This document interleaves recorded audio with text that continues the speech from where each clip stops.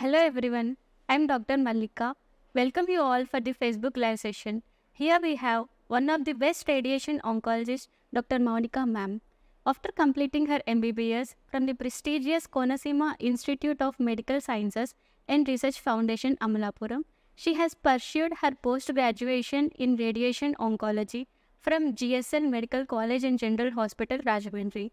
She has a keen interest in research and has pursued a course in biomedical research from the Indian Council of Medical Research and Institute of Epidemiology.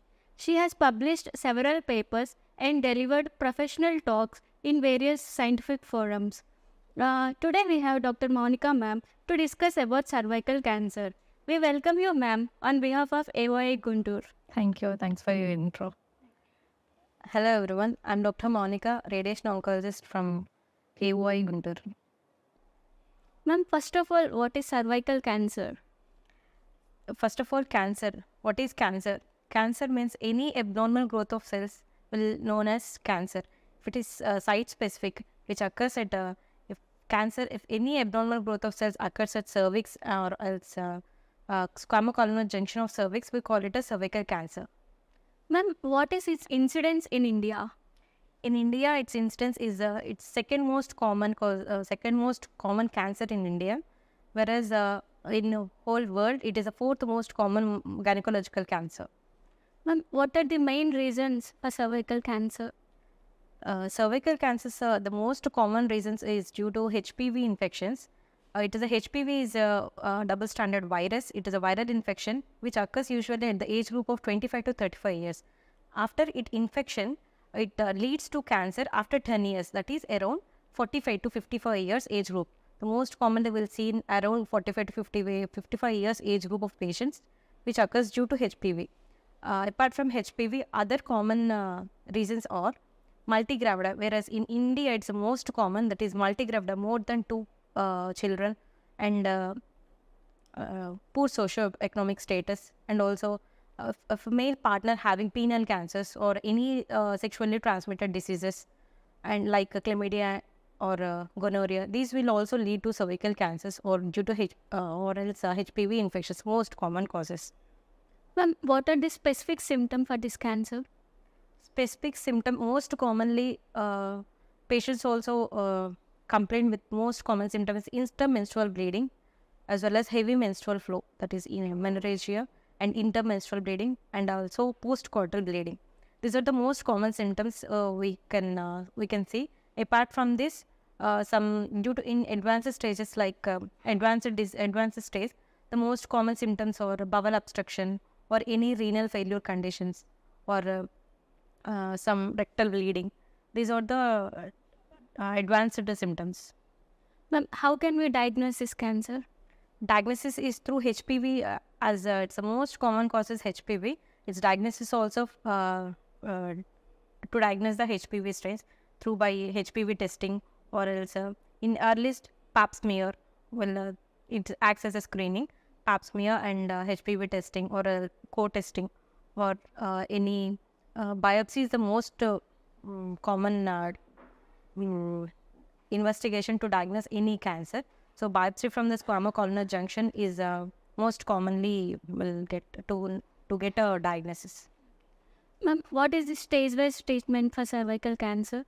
First of all, total cervical cancers are from stage 1 to stage 4. It is divided into 4 stages. From if it is limited to cervix or uterus corpore, it is stage 1. It includes stage 1A and stage 1B. If it is confined to the cervix, not extending outside, we'll call it as 1A. Whereas 1B, it is 5 to 7 mm margin, that is a stromal invasion. We'll call it as 1B. Whereas second stage, if it involving the upper two-third of vagina, we'll call it as 2A. And if it without parametrial invasion. Whereas 2B, it involves the parametrium, up to two-third. Whereas 3A, that is some advanced disease, non-functioning kidney, or involving lower one-third of vagina, or any hydroureter nephrosis, it leads to stage 3A. Whereas 3B, it involving the parametrium up to lateral pelvic wall. Whereas in stage 4, it involving the adjacent structures like bladder and rectum, bladder anteriorly and rectum posteriorly.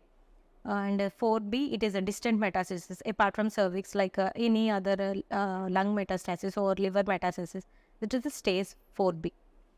Its treatment also depends on the stage, whereas in early stages like stage 1A, 1, 2, 1B2 will go for surgery, and later if from 2B2 and 4 will go for radiation treatment. Whereas in a surgery, early stages will go for total abdominal hysterectomy with bilateral salpingo-oophorectomy.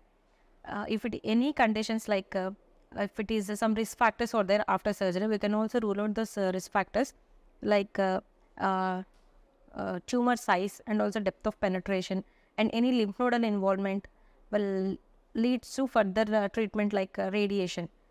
Radiation is of 3 types. If it our intent is to cure the disease, for disease is radical intent, that is radical treatment, radical radiotherapy. Whereas for adjuvant radiotherapy, it is after surgery anything will give radiation is known as adjuvant radiation in order to decrease the recurrence after surgery.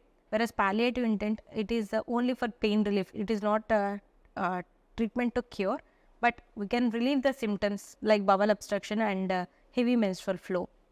We can decrease by that with surgery.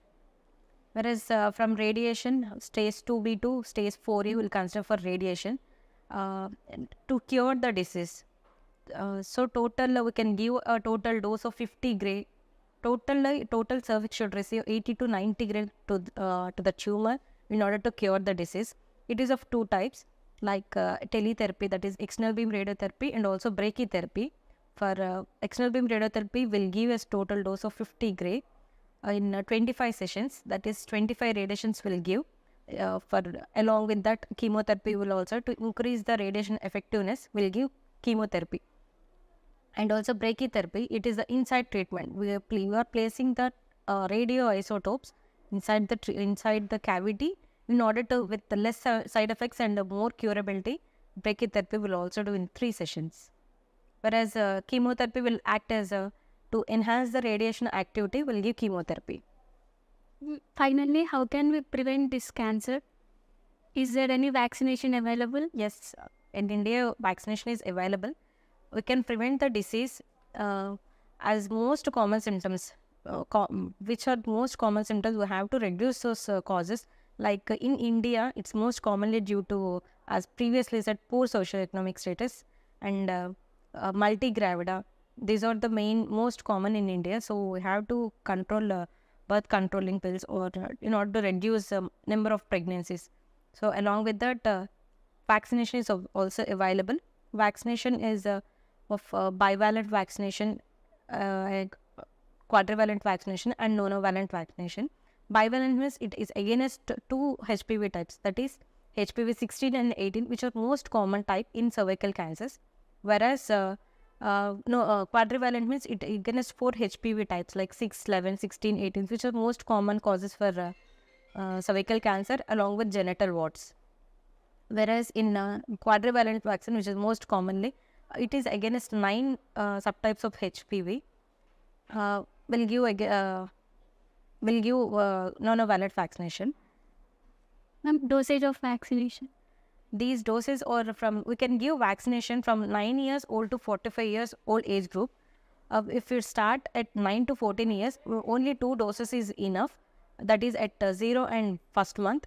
And whereas in from 15 to 45 years, it needs 3 doses, like at starting of the vaccination and first month and also at 6 months. 3 doses is available from 14 to 45 years age group. Okay, ma'am.